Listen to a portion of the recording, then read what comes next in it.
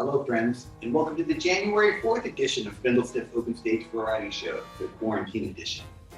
I'm Keith Nelson, host of this longest-running live online pandemic-based variety show on the internet today, and co-founder of Bindlestiff Family Circus, the 25-year-old New York-based circus company.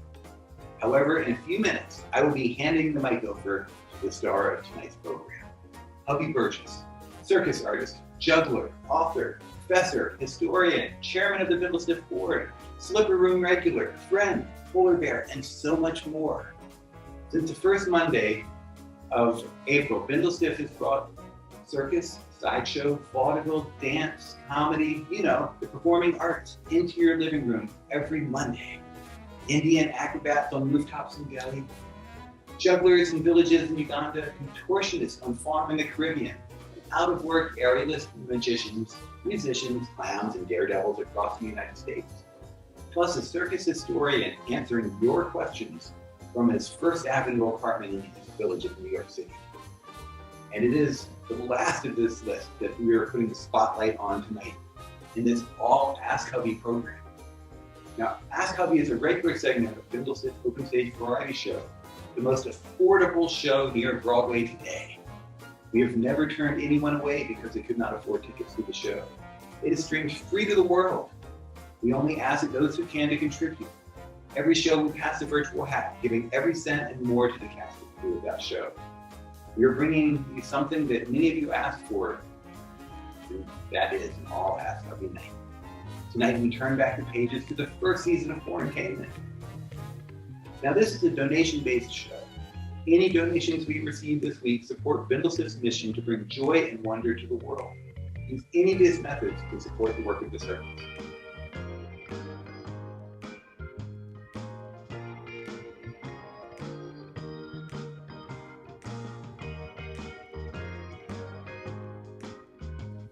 Now tonight's edition is in the can, giving the cast and crew and Hovey a night off.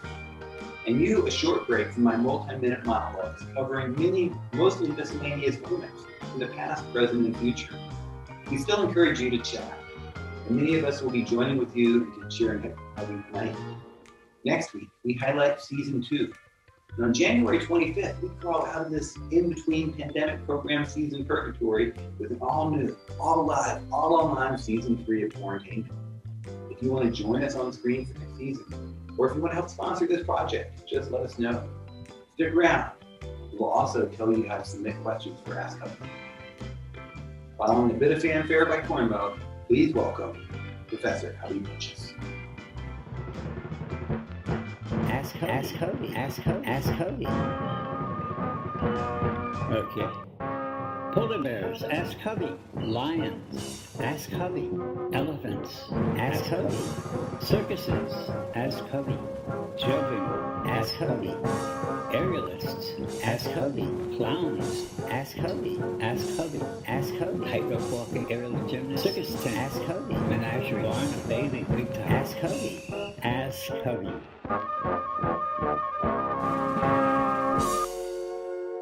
Ask Hovey. Hi, everybody. This is Hovey Burgess here, and we're kicking off Ask Hovey. I'm supposed to know a lot about circus, so you can try to ask me things you think will be interesting or things like that. You may have noticed that sometimes you see a very similar circus poster, and it might say Ringling Brothers and Barnum and Bailey Circus, which just closed permanently, as far as we know, in 2017.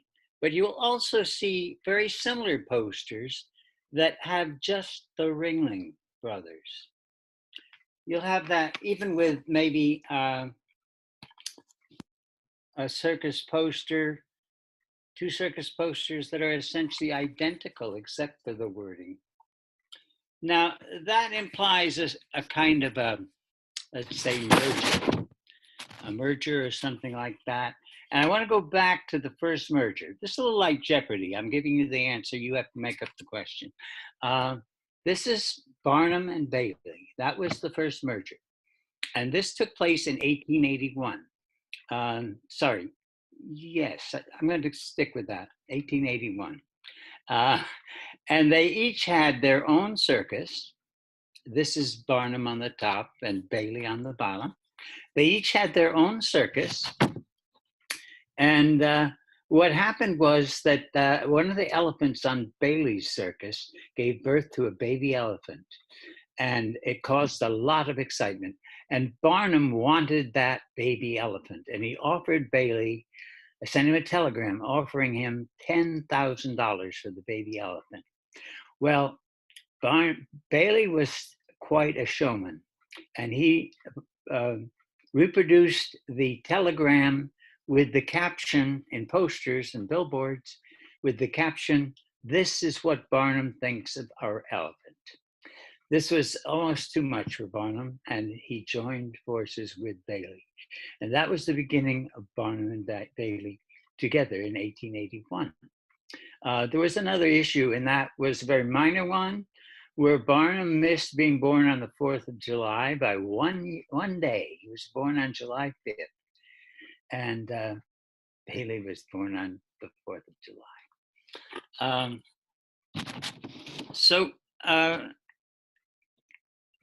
After 10 years after that merger, Barnum died, but he died not without having his lawyers draw up papers wherein nobody could change the name of the title of this circus for 50 years after his death. So they had to keep his name in the title for 50 years after he died. And he died in 1891, 10 years after that merger. And Bailey took over the show. He was an incredible showman. He also ran he moved the Buffalo Bill show around on trains. He was the master of that and a very great showman. And then, unfortunately, he also died, and that was in 1906. And the Ringling Brothers, the 5 Ringling Brothers, there were actually 7 brothers. These are not the 7 brothers. That's Barnum in the middle, Bailey in front of him. But only 5 of the 7 brothers went into the circus business. And they started a circus in 1884. And they were in competition with Barnum and Bailey. But when Bailey died in 1906, the Ringling Brothers purchased Barnum and Bailey from the widow for $410,000. Not very much in those days even. And they operated the 2 shows independently with their own winter quarters. The Ringling Brothers winter quarters were in Baraboo, Wisconsin, now a museum. And the Barnum and Bailey winter quarters was in Bridgeport, Connecticut, where Barnum at one point was mayor of Bridgeport. And there's still a Barnum Museum in Bridgeport, not far from the train station, that can be visited and was designed by Barnum himself. But then in 1919, sorry, not 1919, I'm getting ahead of the story. What happened was that these 2 circuses were operated separately under the same management with the same winter quarter, with the different winter quarters. In other words, Ringling was run and had winter quarters in Baraboo. Barnum and Bailey had winter quarters in Bridgeport. They were owned and managed by the Ringling Brothers because they had bought Barnum and Bailey. And then with the Kansas-based so-called Spanish flu that came in 1918, they had to end the season, the circus seasons, and both circuses went to Bridgeport. Ringling did not go to Baraboo, and they abandoned those quarters.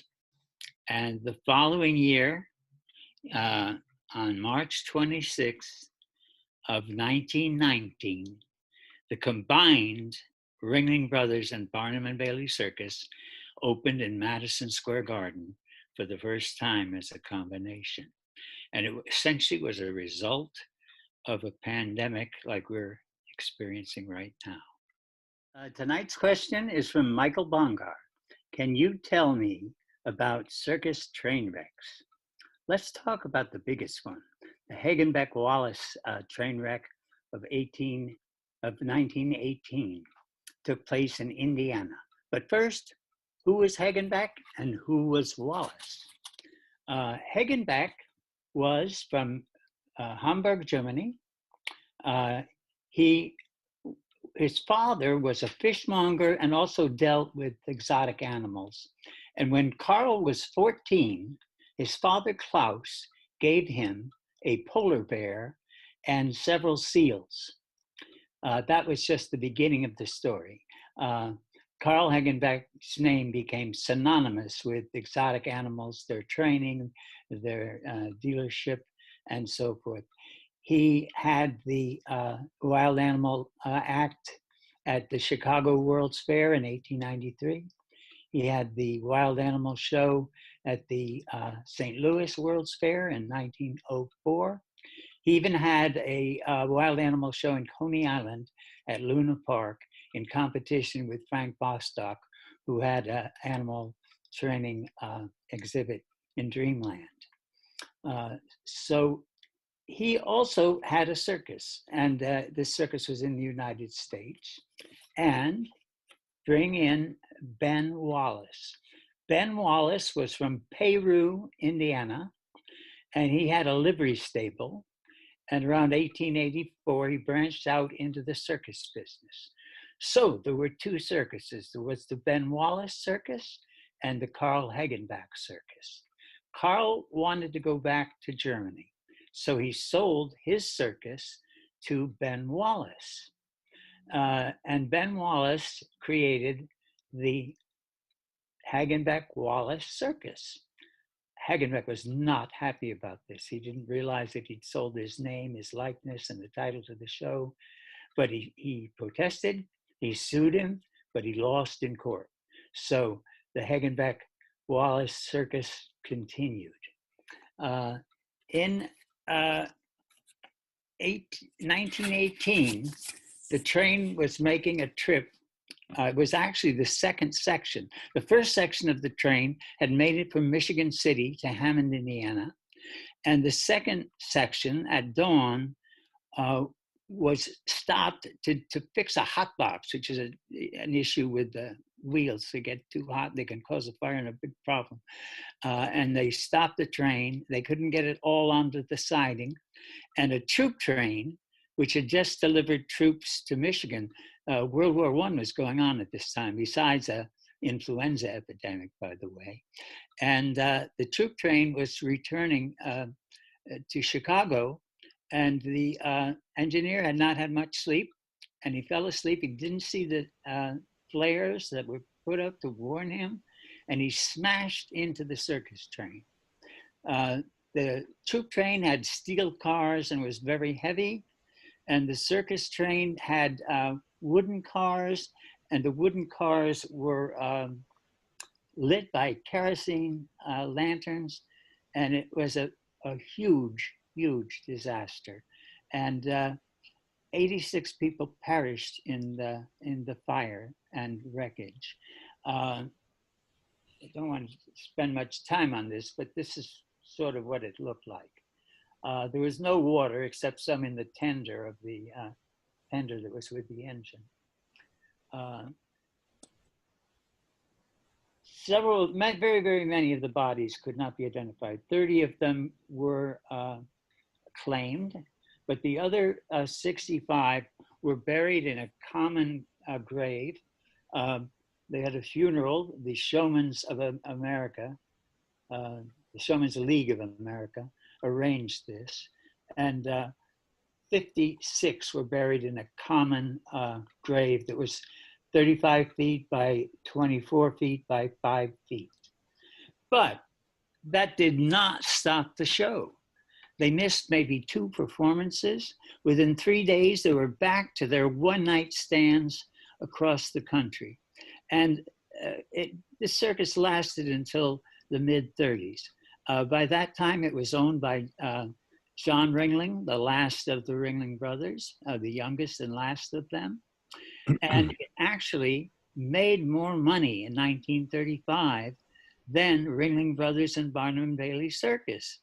I think Mr. John found this a little unacceptable. And the Hagenbeck Wallace Circus did not go out in 1936. He died that year, and they took it out one year in 37, but not much happened as a result of that. But they had really great acts over the years. The Juggling Elgins, the Flying Cadonas, Clyde Beatty was with Hagenbeck Wallace Circus. And the winter quarters that were used in Peru, Indiana, were made an historic landmark in 1987. So that is the story of a train wreck. And keep sending me questions or I'm going to be a train wreck, okay? Thank you very much. Good night. Hi, everybody. Thanks for sending in all those questions, including this one from Ambrose Martos. I want to hear about Hovey's personal circus history and if there was a moment when he knew he wanted to do this for the rest of his life, and if there was a moment when he wanted to give it all up. So let's do a quick panorama resume for Hovey Burgess. This is Hagen Brothers Circus, the Florida State University Circus, and Clyde Beatty Cole Brothers Circus with Clyde Beatty. And we have here the Hunt Brothers Circus and the Toledo Zoo Wild Animal Show and the Moscow Circus. I helped mix the dirt for the Ring, the second tour, and the old Madison Square Garden. We also have the Electric Circus, which was a psychedelic discotheque, my own Circo dell'Arte, and Ringling Brothers Barnum and Bailey Clown College, where I taught with Lou Jacobs. And then, of course, there was the Circus Flora, the Bindlestiff Family Circus, and most recently, the Big Apple Circus. Let's go back to the first one, Hagen Brothers Circus, okay? I had just finished high school. I was 17 years old. I went to see the show. It was a three-ring canvas circus owned by Howard Cease and managed by James M. Cole. It was a three-ring circus, traveled on trucks, and I joined on at age 17 as a working man for $21 a week and meals. And they told me I could sleep in any vacant cab of all the trucks, the fleet of trucks they had. The only problem was I could not find a vacant cab. And then it started to rain and I had to crawl under one of the semis, and it was not attached to the tractor. And circus trucks have possum bellies, so there's only one place to crawl under. And I didn't know the coupling was coated with lubricant, which got all over the back of my favorite jacket. Well, I had doubts. Had I not made the worst choice in my entire life, I could be home dry and in bed. But the next morning, I woke up and I saw 4 elephants. The rain had stopped and one elephant was still lying down sleeping. The other 3 were standing up. And yes, I said, yes, I want to do this for the rest of my life. Thanks, Ambrose. Thanks for the question. Keep them coming. And the question this time is about bears in the circus. And the question is from Keith at Bindlestiff. Thank you, Keith. I guess all history is biography. And I have to answer that question by talking about Grizzly Adams. Grizzly Adams was born in 1812 in New England, in Massachusetts, at the time of the golden age of the menagerie. Hackalaya Bailey, Old Bet, all that. And he was apprenticed to a shoemaker at the age of 14 through 21, but he also was a hunter And he also went out and hunted animals in Massachusetts, and he also hunted and captured animals for the menagerie men. And they saw how good he was at. He was amazingly good with the animals, the wild animals. And they had a Bengal tiger they were having trouble with. And they asked Grizzly Adams, he wasn't called Grizzly at that point, he was either John or James. They asked him to help out with the Bengal tiger. Well, he didn't really know anything about Bengal tigers, and the Bengal tiger mauled him and practically killed him. And his recovery was very, very long. He went back to being a cobbler, a shoemaker, and he took his life savings and had a shipment of over $6,000 worth of footwear sent to St. Louis. He was going to sell it to people who were headed out to the gold rush. It was 1849. But unfortunately, there was a wharf fire in St. Louis, and his supply of footwear all went up in flames. He had a little bit of gold fever himself, and so he decided to go to San Francisco. And he did strike gold, and he did stake out a claim, and somebody jumped his claim, and he was not able to recover this, and so he decided to become a recluse and a mountain man and climb up into the mountains. Now, he wasn't really totally a recluse there. He made very good friends with the Native American Indians. He would shoot deer for them, and they would tan the buckskin and make buckskin outfits for him, such as this, real Indian or Native American outfits. He could make the moccasins, I didn't lose, right? He made the moccasins himself. He also, on at least one occasion, made moccasins for the bears. They were going through some rough rocks and stuff, and they were getting cut. Their paws were getting cut. Being a shoemaker, he made shoes for them. But this became sort of his uniform. I don't know if you see the little rodents on his hat. It was lined with rabbit fur, had a fox fur on it. Not what we would consider particularly politically correct today. He put together a menagerie, and he took that menagerie to Sacramento, from Sacramento to San Francisco. And eventually, he took his menagerie on a ship called the Golden Fleece, and he took the menagerie down around the Cape Horn to New York. The trip took 3.5 months. And when he arrived in New York, he formed a partnership with P.T. Barnum. This was before The Greatest Show on Earth, and about 1860. And his bears, and he had like 20 or 30 grizzly bears, and all other kind of California animals. And they were exhibited at Broadway and 13th Street, about a mile from where I am right now. And after 3 weeks of that, he did a 10-week tour in Massachusetts. And by the end of that, he had a very serious scalp injury from the bears, and it kept getting re-injured. Every time they bopped him on the head, it would break this open. So he only lived to be about 47 or 48, but he arranged with Barnum to make a certain amount of money that would go to his wife, who lived, and he ended up being buried right in Massachusetts, right where he was born. And this picture of a bear by Charles Niles is a grizzly bear, and Samson, one of Grizzly Adams' bears, was the model for that.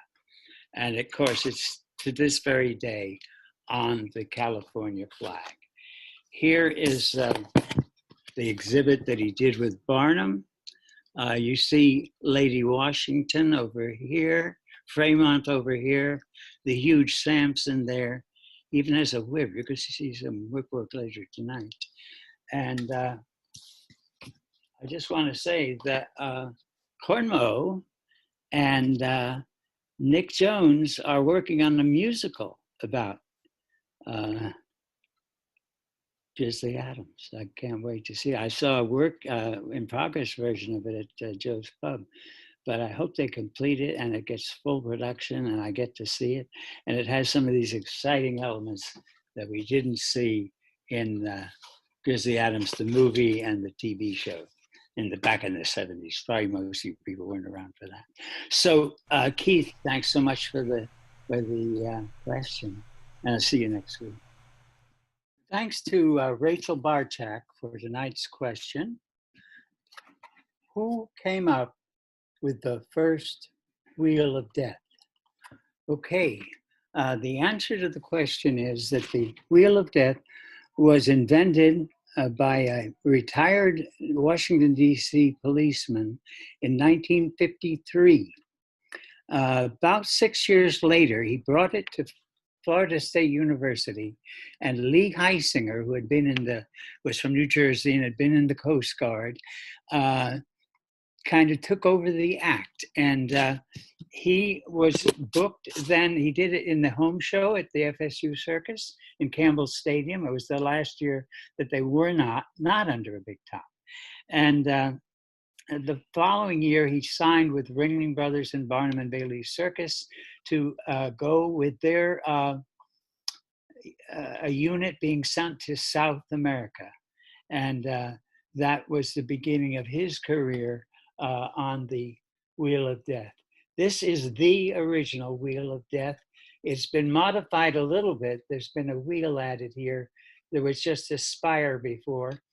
However, ironically, when Clay Beckett invented this, it was a double wheel, but he couldn't find a partner to work with him, so he changed it to a single wheel.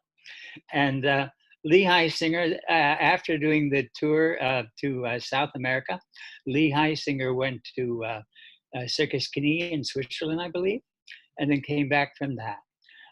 Meanwhile, Clay Beckett built another one for an aerialist named Celeste, and her nephew, Johnny Luxor, did the act. There were two wheels at this point, and later there would become many, many more.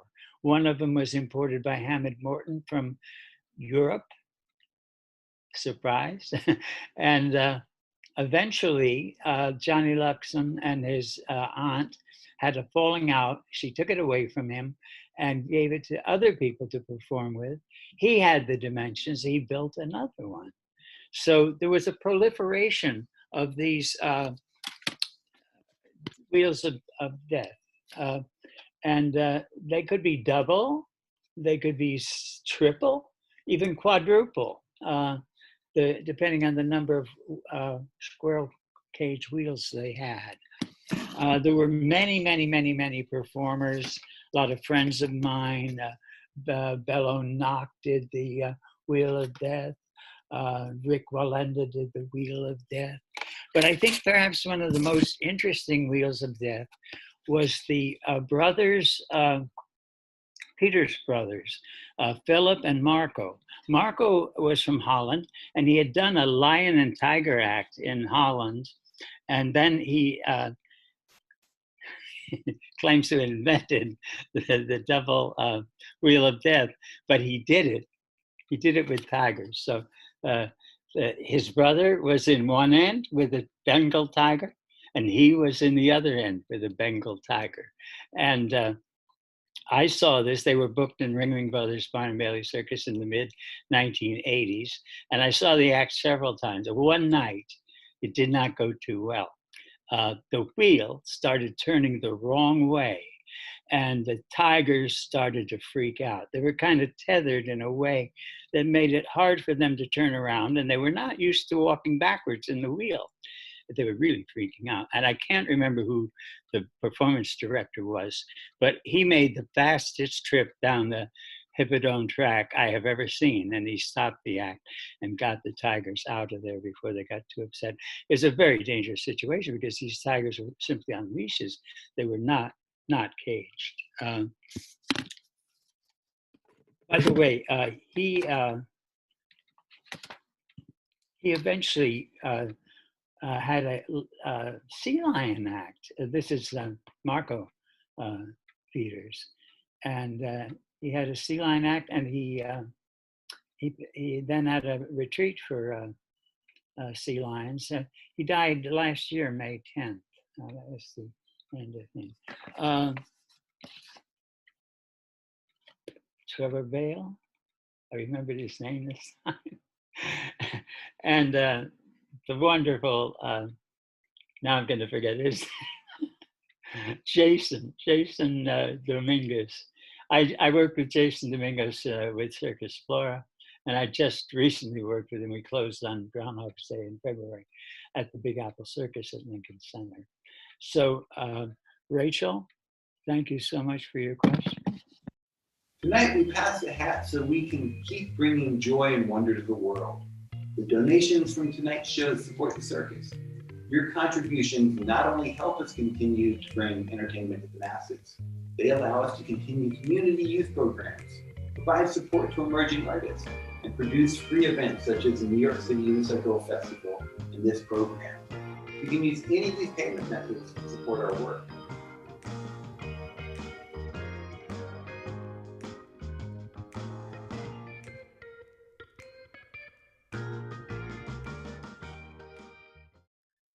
Hi, before we get to tonight's question, I want to point out that I got Elvin Bale's name wrong twice, both on the being shot out of the cannon and on the Wheel of Death. I know better. I don't know how it happened, but I referred to him in both cases by his father's name, Trevor Bale. His name is Elvin Bale. He's a great guy. And one time is a mistake. 2 times could be a pattern. But I hope I've broken the pattern now, and it was just 2 mistakes. Tonight's question is from Clayton Cox. The history of drag in the circus, such as Barbette. So let's start with Barbette. Okay, Barbette was born in Round Rock, Texas, December 19th, either 1898 or 1899, depending on who you want to believe. His mother took him to the circus in Austin, and he knew then that he wanted to become a circus performer.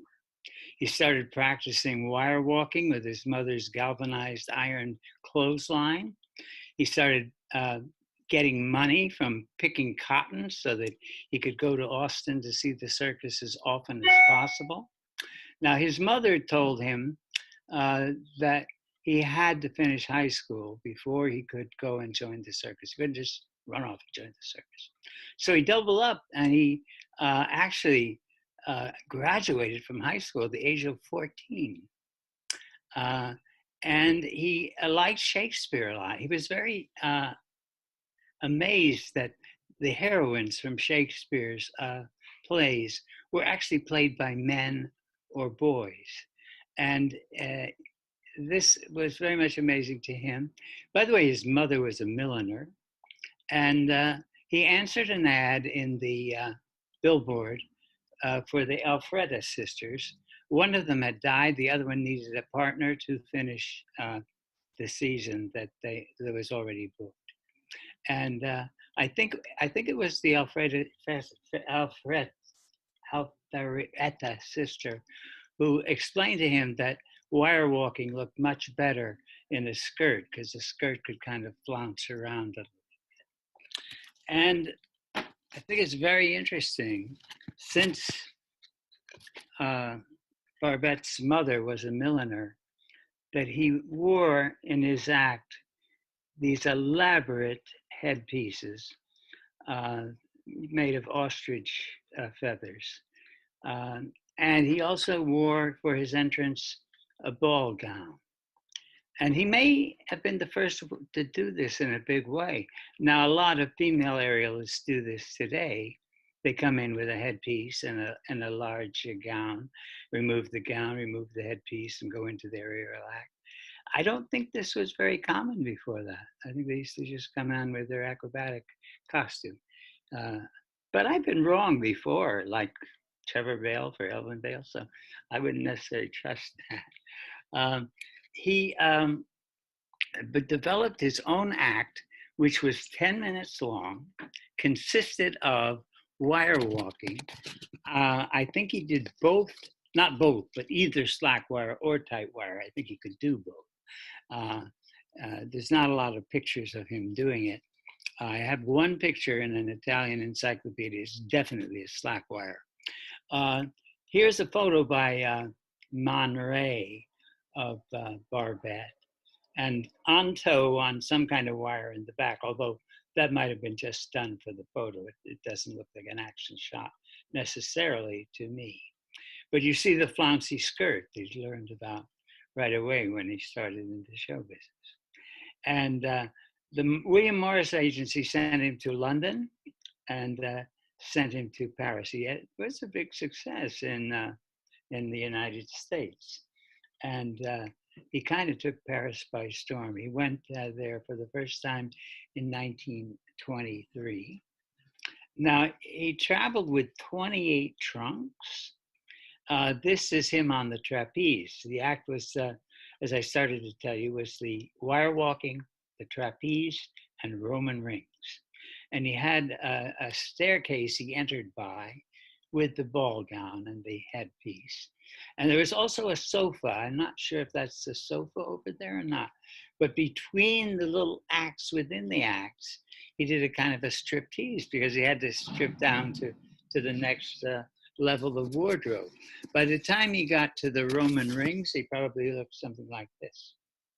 By the way, in almost all the pictures, you will see on the right arm half a dozen bracelets. Just about every picture of him in performance mode has those bracelets on his right arm. And the other thing you may notice is that he is usually seen with a wig in a photograph or with a fedora in a photograph. I have a picture of him without a hat or a wig that I'll show you in a minute, but he saved his bald head for the last moment of his 10-minute act when he would rip his wig off and reveal that he wasn't a woman at all, to the astonishment, of course, of the audience. This is a poster he was the subject for. This is Guestmar, 1926. He also was in Jean Cocteau's movie, The Blood of a Poet. There he is, the last credit there. This was a set for the movie. A count had given Cocteau £1 million to make the first surreal movie, the cinema. And he made boxes for the count and countess to be watching. This is just a set where everything was shot. This lamppost over here would be exterior. You would never see everything at once. These are just the elements. And when they count and countess saw that they were applauding for what turned out to be a card game and a suicide, they refused to have themselves in the movie. This was in 1930. The movie was not released to the public until 1932. But Barbette, they had to reshoot these scenes, and Barbette was one of the aristocratic society women, and he was wearing a Chanel gown. Cocteau tried to get Chanel models to do it, but Coco Chanel would have none of that. Here he is in the fedora, maybe slightly androgynous looking, but definitely male. And here he is after his career in Paris, and he had some injuries and a bad case of the flu, and he was very weakened. But he continued to do the choreography for the aerial ballet over the Hippodrome track for Ringling Brothers and Barnum Bailey Circus at least through 1956, which is the last year they were under canvas. And then he did the same thing for Pollock Brothers Circus, and he did the same thing for Clyde Beatty Cole Brothers Circus. The one other thing I want to point out is my friend Paul Lubera actually was coached on the trapeze by Barbette. This photo seems to have mentioned Albert Powell. Albert Powell was a contortionist on the tightrope, very famous in his day. But Paul Lubera got Barbette to coach him, and Barbette offered him either to do it for expenses or for a flat rate. And Paul thought maybe expenses was better. I guess he didn't know the story about George Washington and the Continental Army and the Continental Congress. He had to watch Barbette go to expensive restaurants and down expensive steaks and whoa. But Paul was in the very first edition of the Big Apple Circus, and I was in the last known version of the Big Apple Circus. Hopefully there'll be more later. And one other thing, Barbette died of a self-induced overdose in December. Not December, December's when he was born, in August 5th of 1973. Tonight, in honor of IJA, I'm going to try to juggle 3 juggling questions. The questions are from Jalen, Clayton, and Eric. You know who you are. First of all, this is Steve Mills, who invented the Mills Smith. And this is not the Mills Smith. This is some research I did just before I published Circus Techniques. And it is not Mills Smith. It is just me juggling 3 balls with my arms crossed, which is actually from ancient Egypt. This is from the tomb of Beni Hassan of Bakht.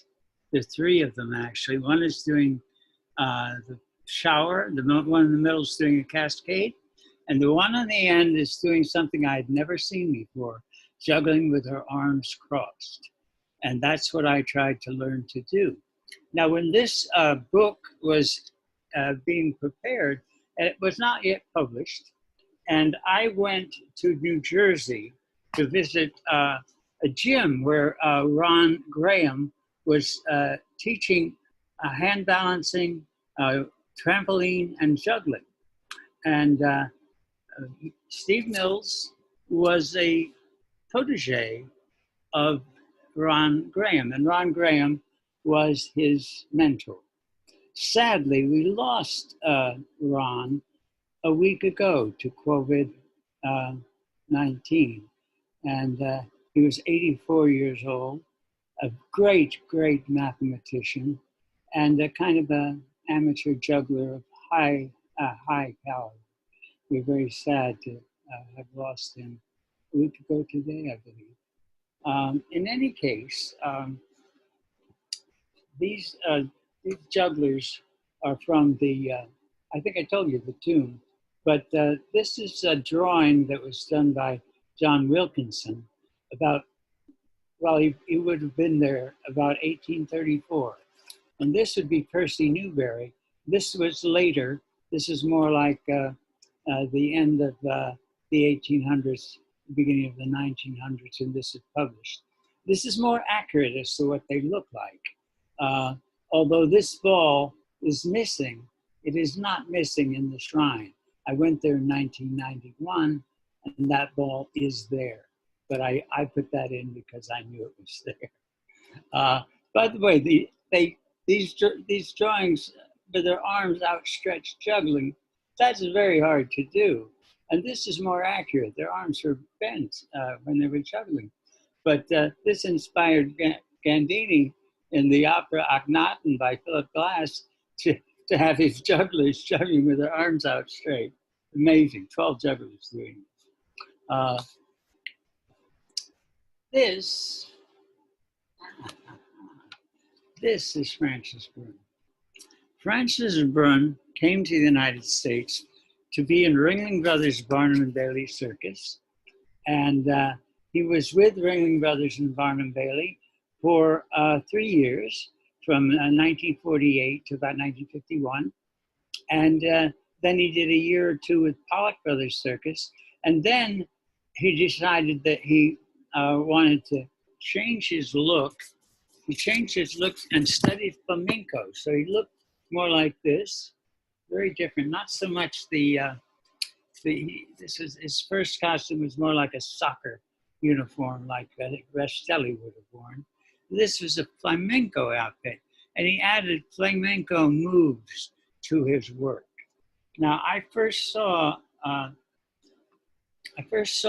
Francis on Circus Time on television, probably in 1956, possibly 1957, on a show called Circus Time, and it was hosted by the ventriloquist Paul Winchell with his vent figure Jerry Mahoney. And I had never seen or heard of Francis Brun at this time. And his tricks were fast and furious. In this trick, I thought, wrongly, I thought he was bouncing 5 balls off his head. He wasn't. He was only juggling 4 balls and bouncing a ball on his head at the same time. Nevertheless, it was very impressive, mainly because of his rapid speed. About 3 years later, I went to Las Vegas, and I went there specifically to see him. He was playing at the El Rancho Vegas, and I wanted to see him. And I took a bus from Pasadena, and then I walked along a road under construction from the bus stop to the El Rancho Vegas. It would probably be the Strip now. And I had a luxurious, what to me seemed a luxurious room. I'd never seen such a lovely room.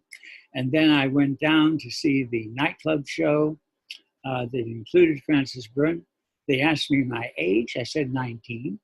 And they said, you can't come in. You have to be 21. And I made this trip all the way to Las Vegas on a dreadful bus. And the guy said, well, you can, go to the stage door and talk to Francis at least. So I went and I found Francis, and I told him that I'd come all the way from Pasadena to see him. He got me in to see the show free. And we've been pretty much friends since, although I think I didn't see him for quite a long time in person until later. In 1961, he was on the Jack Benny show, and he, there it is. I had it in my hand all the time. He appeared on Jack Benny's show in 1961. By the way, I doubt if all of you are aware that Jack Benny was the headliner at the Palace when Rastelli played there in 1928. In any case, Jack Benny did a parody of Francis did his act, and then Jack Benny did a parody of it, in which one of the balls lands in his mouth and so forth. It's hilarious, very, very funny. And then in 1967, I just started teaching circus skills to actors at New York University.